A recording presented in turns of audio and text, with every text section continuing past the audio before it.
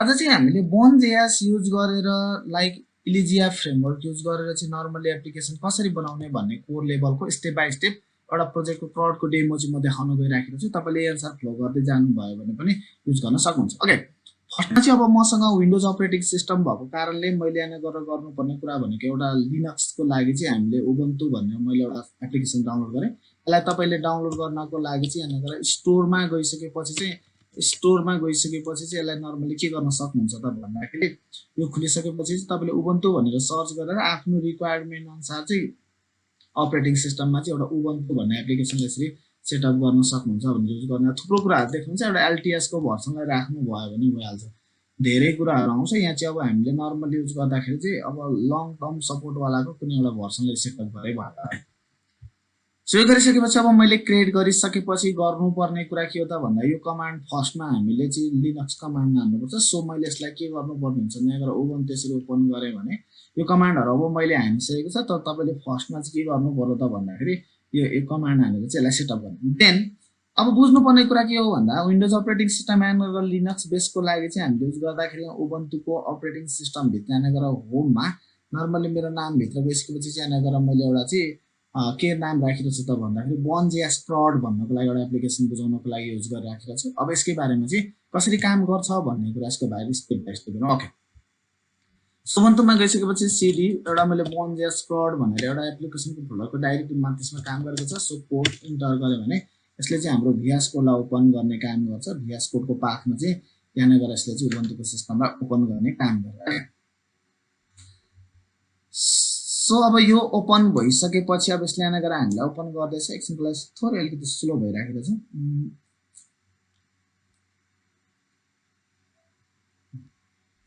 Okay, यहाँ मैले project क्रिएटमा केही पनि डिफाइन अहिले त्यस्तो नौलो केही गरेको छैन। जस्ट डिफाइन नै के गरिदिएको छ भन्दा सानो एउटा एप्लिकेसन बनाएको छ जसलाई युज गर्नको लागि चाहिँ तपाईले यो कमान्ड हान्नु भयो भने पनि डाइरेक्ट यसरी क्रिएट गर्दा पनि हुन्छ अथवा एसआरसी डाइरेक्ट नगरेर क्रिएट गर्दा नि भयो। अब मेन काम भनेको के भएको हो त भन्दाखेरि यहाँ बुझ्नुपर्ने कुरा भनेको चाहिँ मेन कुरा मैले एउटा डेटाबेस भन्ने फोल्डर बनाएँ। यहाँ गएर टाइप स्क्रिप्टमा चाहिँ डेटाबेसको लागि चाहिने रिक्वायरमेन्टहरु के छ त हैन, हामीले यहाँ गएर यसलाई चाहिँ यहाँ गएर चाहिँ युज गर्यौं हैन। बनको लागि Sqlite युज गर्यौं। त्यसपछि हामीले एउटा इन्टरफेस डिक्लेयर गरेर हामीले यसरी बनाउन सक्यौं। त्यसपछि एउटा डेटाबेस क्रिएटको लागि हामीले डेटाबेसको लागि एउटा स्ट्रक्चर बनायौं। यहाँ गएर सिम्पल हामीले यसरी डिफाइन गरेर राखेर चाहिँ यहाँ गएर मैले चाहिँ यसलाई एउटा सिस्टम बनाएँ। त्यसपछि यो डिक्लेयर भयो हैन। सो अब त्यसपछि हामीले क्लास एउटा कन्ट्रोलर बनायौं। यो त तपाईले जाभास्क्रिप्ट कुराहरु आउनै पर्यो हैन। नर्मली हामीले यहाँ गएर क्रिएट टेबललाई के फिल्डहरु राख्ने भनेर क्वेरी एक्जिक्युट गराइदियौं। त्यसपछि कन्स्ट्रक्टरमा त्यो एक्जिक्युट क्वेरी गर्नको लागि यो कमान्डहरु युज गर्यौं। त्यसपछि डिफाइन गर्नको लागि हामी इन्डेक्स भन्ने एउटा मेथड बनायौं। अब सबै डेटाहरु लिएर आउनको लागि त्यस्तै हामीले हेर्नको लागि शोको लागि आइडी बाट ल्यायौं। त्यसपछि यहाँ गएर हामीले चाहिँ लाइक अब नर्मली यसलाई के गर्न सकिन्छ त भन्दाखेरि एउटा कुरा के बुझ्नु पर्यो त भन्दा अपडेट गर्नको लागि पनि मैले क्रिएट गर्नको लागि पनि इन्सर्ट क्वेरी डिफाइन गरेर हामीसँग आएको भ्यालु जे छ त्यसलाई डिफाइन गरेर यहाँ गएर भ्यालुहरु यसरी राख्न सक्यौं है। जे कन्सेप्टहरु छ यसलाई युज गरेर हामीले यसरी युज गर्न सकिन्छ भन्ने कुराहरु भयो। सो अपडेटको लागि पनि के क्राइटेरियाहरु चाहिने हो भनेर एउटा इन्टरफेस डिक्लेयर गर्नु पर्यो। त्यसपछि यहाँ गएर हामीलाई चाहिने फिल्डहरु चाहिँ अब तपाईले सर्भर त्यो हेरेर प्र्याक्टिस गर्न सक्नुहुन्छ अथवा म यसो गिटमा लिंक पनि राखिदिन्छु, प्रोजेक्ट हेर्न पनि सक्नुहुन्छ। सो यहाँ गएर डिलिटको लागि पनि यसरी युज गरेर चाहिँ हामीले एक्सपोर्ट डिफल्ट गर्यौं भने चाहिँ एउटा सिम्पल हाम्रो चाहिँ फर्स्टमा एउटा डेटाबेस क्रिएट गर्ने काम भयो। देन यहाँ गएर इन्डेक्स डट हाम्रो टीएस मा चाहिँ अब हामीले फर्स्टमा चाहिने कुरा भनेको Elysia फ्रेमवर्कलाई राख्यौं, डेटाबेसलाई कल गर्यौं हैन। त्यसपछि यहाँ HTML प्याकेजलाई कल गर्यौं, जुन कुरा चाहिँ अब फाइल रिडरको लागि दुईटा सिस्टमको लागि हामीले युज गर्यौं। देन पछि अब हामीलाई यसलाई इन्स्टेन्सिएट गरिसकेपछि HTML लाई युज गर्यौं, डेटाबेस के हो त्यसलाई युज गरेर डिफाइन गर्नु पर्यो। त्यसपछि हरेक केही पनि आएन भने पेज भनेको नर्मली मैले यहाँ गएर अहिले index.html यहाँ गएर एउटा index.html भन्ने पेज बनाएको छ।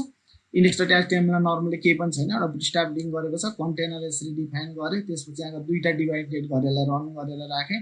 अब यो चाहिँ हाम्रो कोलम यो फर्म छ। अब यसलाई चाहिँ नर्मली मैले रनै गरेर देखाएँ भने अझै बुझ्नलाई सजिलो पनि हुन्छ। सो टर्मिनलमा गएर चाहिँ यहाँ गएर चाहिँ मैले रन स्टार्ट गरेँ। स्टार्ट गर्दा चाहिँ तपाईले एउटा कुरा के ख्याल गर्नुपर्ने हुन्छ भन्दा packages.json मा गइसकेपछि चाहिँ यहाँ गएर तपाईले एउटा स्क्रिप्ट यो स्क्रिप्टको पार्टलाई एड गर्नुपर्ने हुन्छ। सो मैले यसलाई ओपन ब्राउजर भने यहाँ गएर खुल्ने भयो। अहिले मैले एउटा रेकर्ड यस्तो फर्म बनाएको छु चाहिँ HTML को पार्ट हो। अब यहाँ बुझ्नुपर्ने कुरा के हो त भन्दाखेरि नर्मली index.html मा चाहिँ एउटा HTML को पार्टलाई युज गरौँ। यसैलाई हामीले रिड गर्नको लागि चाहिँ गरेर रिड भनेर UTF-8 मा रिड गरेर यसलाई राखेको।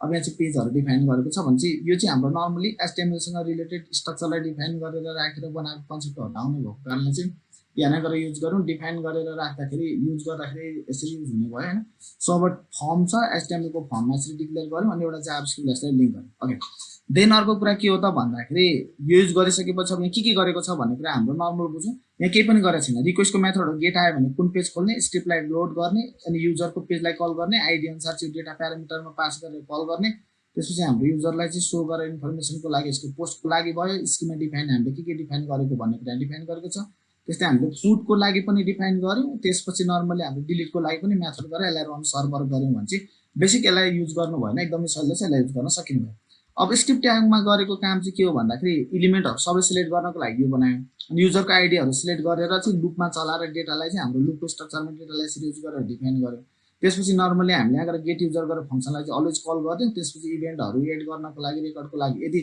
क्राइटेरिया छ भने यो डेटा अपडेट हुने होइन भने यहाँ गएर एड हुने भन्ने स्ट्रक्चरको लागि यो डेटा इन्फर्मेसन भयो यसले डिलिट र यहाँ गएर अपडेट इन्फर्मेसनको लागि चाहिँ यस्तो डेटाले काम गर्छ भने अब यसको सिम्पल एक्जाम्पल हामीले गएर डेमोमा हेर्यौं भने चाहिँ यहाँ गएर क्लिक गरेर हामीले यसरी एड रेकर्ड भयो भने रेकर्ड हुन्छ अनि मैले यसलाई अपडेट गरेँ भने डाइरेक्ट त्यही फर्ममा आउने भयो यसमा अपडेट गरेँ भने अपडेट हुन्छ जस्तो लाइक मैले यसमा क्लिक गरेँ समथिङ के चेन्ज गरेँ अनि यहाँ गएर एड गरेँ भने चेन्जेस भयो अनि मैले यसले डिलिट गरेर यसरी डिफाइन गरेँ यहाँ गएर हाम्रो सरी हामीले डिलिट गर्यो भने चाहिँ यसरी इन्फर्मेसन डिलिट हुने भयो ओके यसरी चाहिँ हामीले युज गर्न सकिन्छ यसलाई चाहिँ अब एकपल्ट हेर्नु पर्यो